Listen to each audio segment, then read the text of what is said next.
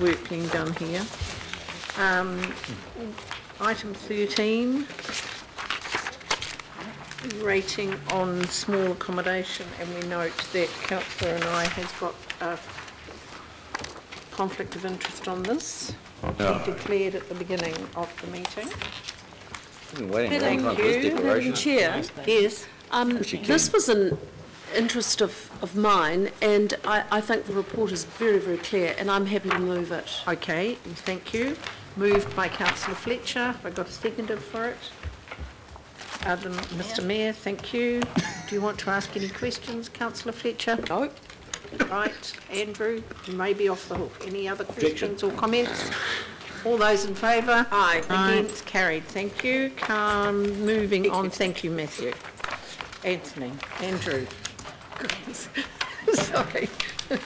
He did nothing. Item 14, procurement strategy implementation update.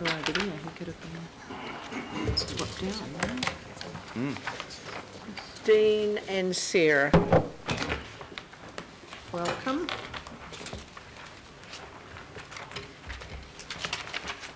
We're going to finish to lunchtime. Excellent. 15. Oh no, we've had 15. The 12-year-old birthday party to go to.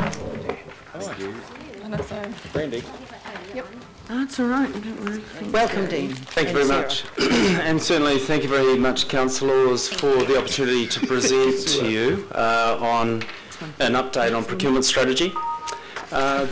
Just to reposition you, over this year we've been bringing it to you on a regular basis, once every 2 months, some of the areas that we're working on within the organisation to improve process. So you'll have heard us talk about, well, we had Sarah Sinclair in here talking about coastal erosion and some of the work we're doing there on a policy and a planning design sense. You've heard us talk about some of the changes that we're bringing into the way that we're thinking about regulatory approval. So there's been a series of these opportunities to update you on things that we believe will speed up the pace and improve the quality of what we do and how we do it as an organisation.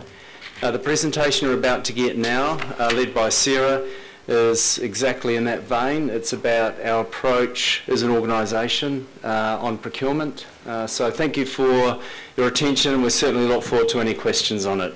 And a subject I know that we're all interested in. Thank you very much. Thank you. Thanks, Dean. So thank you for the opportunity to come and talk about procurement today. I know I'm the only thing standing between you and the end of this meeting, so I will try and make it interesting for you.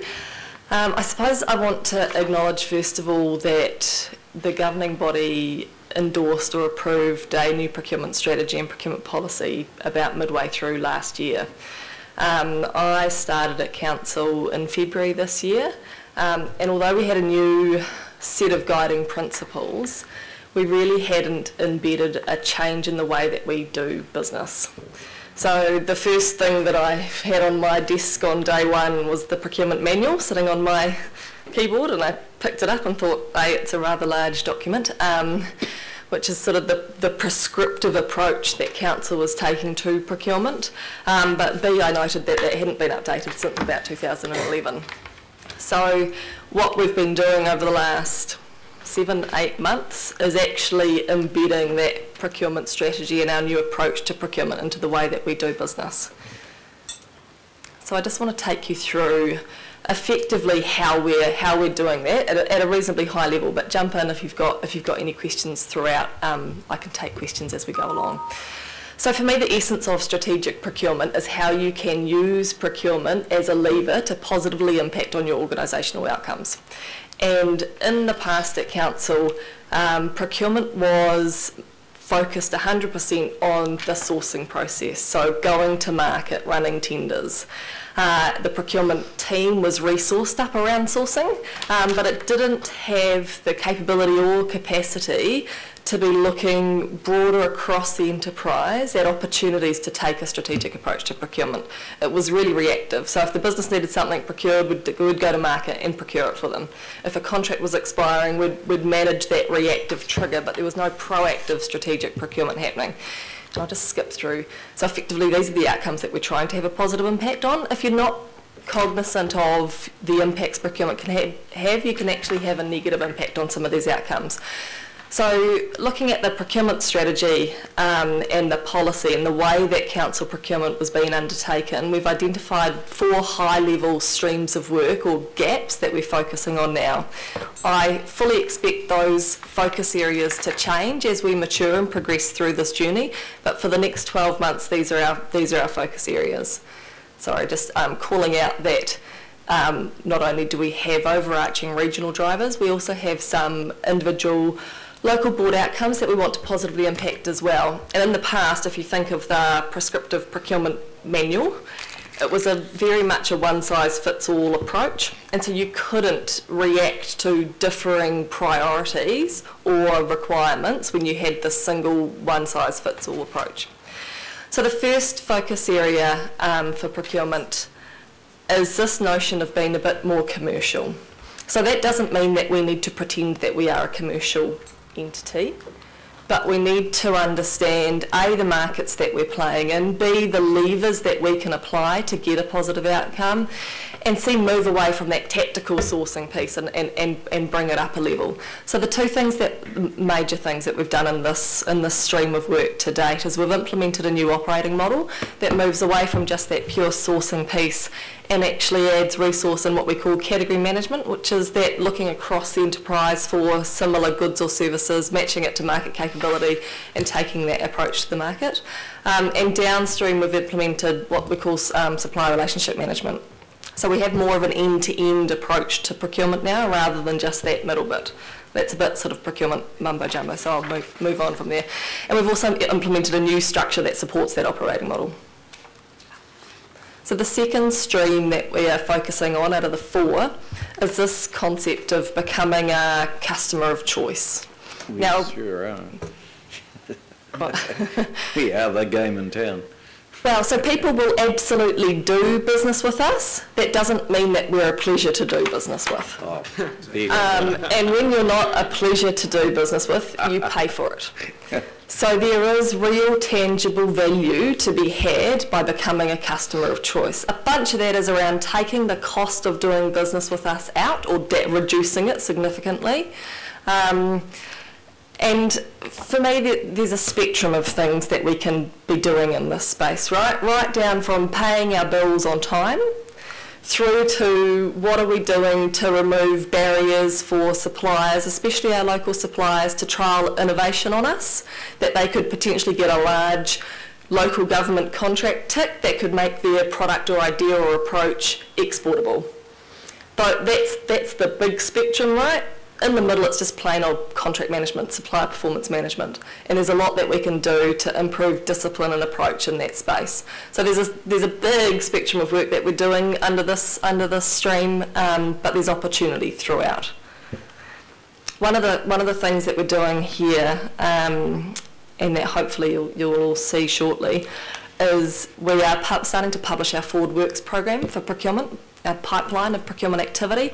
At the moment, we have a piece of work, we put it on the market, and we expect everyone to be able to put forward their best resources or their best response, but they had no idea it was coming, right? There's a bit of work happening in the infrastructure space, as be the only place that we provide Forward Works programs to the market. So it's one of the things that we're going to do to help A, get a better outcome for us, but B, be easier to engage for our supply markets. So our third stream of work is more of a culture piece internally. I'm sure you've all had interactions with procurement staff in previous lives where they are the sort of giant handbrake, right? They like to say no. It's about giving you all these hoops to jump through. We need to change that internally. The only reason procurement is here is to help our business deliver what they need to deliver and make sure they get the right goods at the right time at the right cost. So this is sort of my pet stream, and it is more of a culture piece. Right. One of the things that we're doing, if you think of the manual that I spoke about, we're going live on the 1st of October with a new digitised manual. We shouldn't expect our internal customers to have to read a book this thick to figure out how they procure something. And so we're making that a lot more customer friendly, and we've done a co-design process with our internal customers to make sure that they understand what they have to do to go through the procurement process. The final stream that we need to focus on is about the dollars, right? there is huge opportunity in procurement to deliver value for money, and it's a key part of what we need to do strategically as well. So this is a focus. This is just bringing this to the front, rather than it being an assumption that procurement realises they need to deliver on this. It's calling it out. So those are the 4 streams. Just a quick list, I'm not going to rattle through all of that, of what we've delivered to date, but it's around the new frameworks, operating models, structure, delivered some savings. We have kicked off engagement with the local boards. There's a working group of local board chairs who are focused on procurement. The next session that we've got on in a month is around identifying and removing barriers for doing business with council.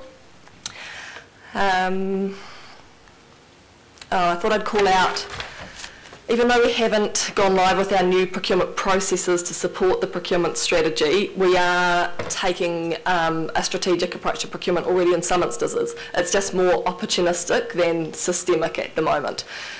So here's a few examples of where we are using procurement as that strategic lever. We're doing some work with community groups, but also leveraging our large strategic supplier relationships to help enable those community engagements as well. That's about getting additional value from our large, valuable supplier relationships. I'm not going to rattle through them, but if anyone's got any specific questions around what we've done to date from a strategic procurement perspective, happy to answer them. And just a quick look at what we're focusing on for the next 12 months as well. One of the things that we are doing, that we've kicked off the trial already a little bit earlier than what we'd forecasted, was what we call AT PACE. So that's it's a common framework used by NZTA and Auckland Transport for measuring supplier performance.